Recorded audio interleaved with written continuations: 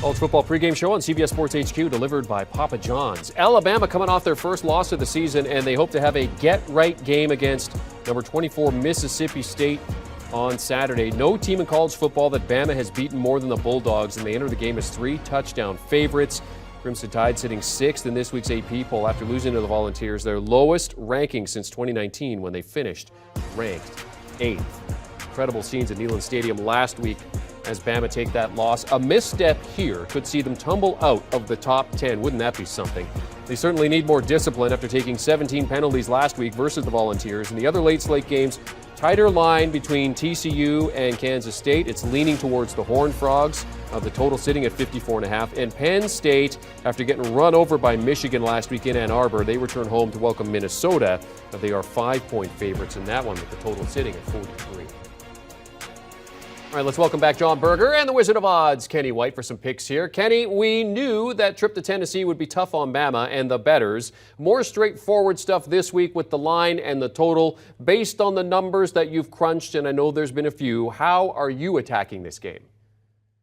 Yeah, I'm attacking that Nick Saban will have his team very well prepared this week and very hungry to win a football game at home. They're still 4th in college football in offensive yards per play and number 6 on the defensive side. And Mississippi State, Mike Leach done a really nice job. They're 4-2 ATS with a tie this year. Love their team. I love Mike Leach as a coach. I think he does a great job. They're 46th in yards per play and 77th on the defensive end.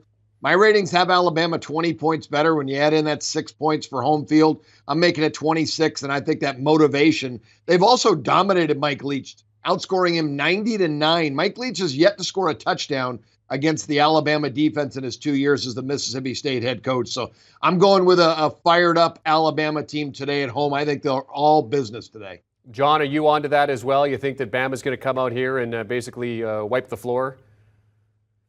Yeah, I like to overthink things and make them complicated, Jeremy. So everything Kenny said is absolutely true. But sometimes when I get a picture like that, I get a little paranoid because I'm one of these sick individuals that, like, I have to create a little bit of anxiety for myself. So everything Kenny said, logic's there. Here's the thing.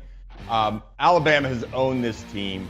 Last 4 years, they've outscored them 152-16. Let me repeat that, 152-16. Let that marinate.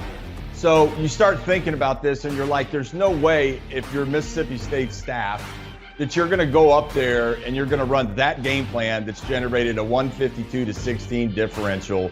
And I just think you're going to see some things out of Mississippi State. Obviously, Alabama wins the game. That number just seems very big to me. I'm going to stay away from it. I'm going to take the under. But I just think it might get a little bit interesting because I can't imagine these guys are sitting around their staff going, hey, I got a good idea. Let's go up there and run the same stuff at the Alabama defense that we have for 4 years, which is basically a horizontal passing game. You're not going to gash the defense. If you're going to beat Alabama, you have to throw the ball right down the field between the middle of the hashes, be really consistent at it.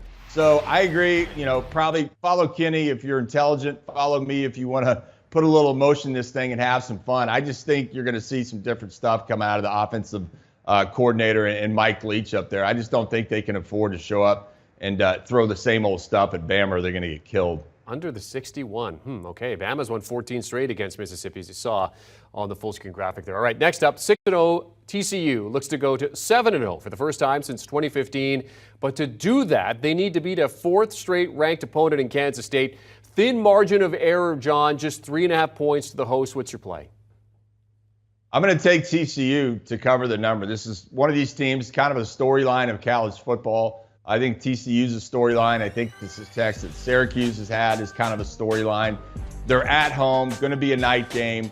It's a great atmosphere to watch a college football game. Max Duggan at the quarterback position is right now owning the Big 12. I like his leadership. I like the way he handled his situation coming out of camp and losing his job. I thought he said and did all the right things. K-State is going to show up with a run-heavy offense. TCU gets it. They've seen it, been there, they get it. They're going to be prepared for Adrian Martinez, who's a big quarterback, who throw the football downfield. I don't have concerns with them kind of shutting down that run offense. What I have concerns about for TCU is, are they going to be able to man up with those wide receivers from K-State? Because I think this boils down to Adrian Martinez. Can he beat TCU throwing the football late in the game and do so consistently? I'm just betting that late in the game. I think TCU's defense can make one or two more plays. And so that's why I think TCU wins this game and covers this number at home. This is a great game with two really good football coaches. Chris Kleiman's one of the most unheralded coaches people don't know about at Kansas State. This guy can coach college football, but so does Sonny Dykes. I've been bragging about Sonny Dykes since the beginning of the year. I saw him in game one, and I was amazed. The first half, the offense didn't click. Second half, he made adjustments, and it just has been on fire since week one. And I've been backing TCU every week. I've been backing K-State. If you back both these guys, you're 8-2-2 on the year. That's what type of numbers you want to put up when you're betting. So you bet on both these guys every time you can. So now I got to bet against one of them. I'm going to bet against Kansas State. I'm going to take the home team. I'm with John. I'm with TCU. I think it's TCU's offense that can make one or two more plays in this game because they're so good. Number 2 in the country in yards per play. Sonny Dykes is an offensive master, and this guy can run play after play. He's a great play caller. You're going to get in the end zone. Kansas State's going to try to slow this down, grind it out, power run game, keep TCU on the sideline, and try to frustrate them to death. And, it could happen, but I think TCU's the better football team here in this game. Some concerns people have. This is their 5th straight game, or they've won 5 straight games that they were single-digit ATS, and they won all 5. When will they finally have that letdown? I don't think it's today. I think they know what they're up against. I think they'll be ready to play, and I know that it's going to be a great game, and I'm on TCU as well. And sitting 3rd in terms of most points per game in college football this season. You just wonder a win here, what that path to the playoff looks like for TCU, and if Max Duggan has another good performance, if there's a road to the Heisman, maybe for him. Lastly, Penn State went into last week's game against Michigan with one of the top rushing defenses in college football and then gave up over 400 yards rushing to the Wolverines. Now they get Minnesota as a favorite here. Do you like them in this spot, Kenny, or are you making a different play? I'm going against Minnesota. I'm on Penn State here. I'm kind of fade Minnesota. They started the year 4-0, looked great, paper tiger because they played a horrible conference schedule, strength of schedule. And so far their strength of schedule is a 95, which my average team's 100. So they played teams on average 5 points below average, where Penn State strength of schedule 104. Big difference in strength of schedule and teams they played. Tanner Morgan, their quarterback, is also very questionable.